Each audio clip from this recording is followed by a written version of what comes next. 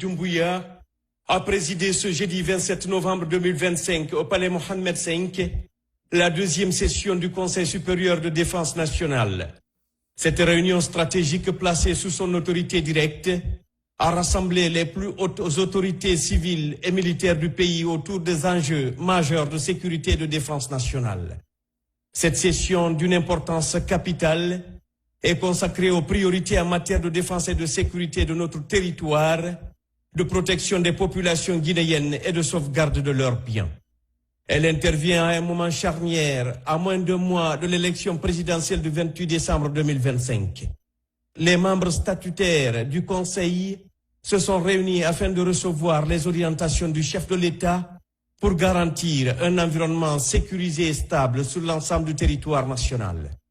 Étaient présents aux côtés du président de la République, le premier ministre chef de gouvernement Amadou Ouriba, le ministre secrétaire général de la présidence, le général Amara Kamara, le ministre directeur du cabinet de la présidence Djiba Diakité, plusieurs membres du gouvernement, ainsi que les hauts responsables des forces de défense et de sécurité. Cette mobilisation exceptionnelle illustre l'unité et la détermination des institutions guinéennes face aux défis sécuritaires.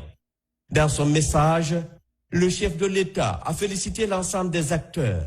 Il a indiqué avoir reçu tous les procès-verbaux des différentes réunions ainsi que les rapports sur les actions menées sur le terrain.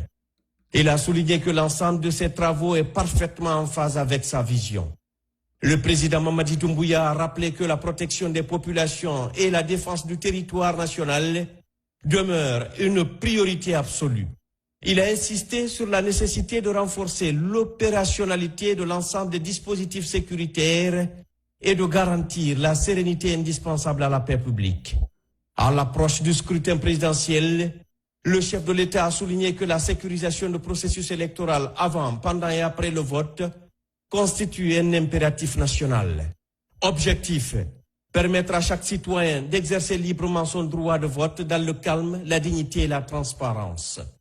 Le président de la République a donc instruit les membres du Conseil supérieur de défense nationale à prendre toutes les mesures stratégiques nécessaires pour assurer la stabilité du pays.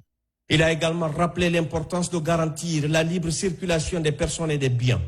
Ces orientations du chef de l'État tracent une ligne d'action claire, renforcer la prévention, protéger les populations, préserver l'ordre public et l'intégrité du territoire national.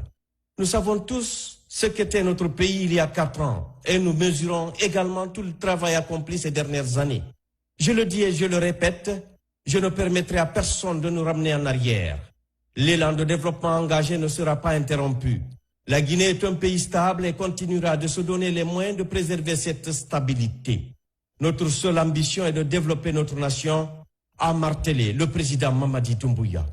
La responsabilité de l'exécution de ces directives revient désormais à la Commission nationale de défense et de sécurité chargée d'en assurer l'application rigoureuse sur le terrain.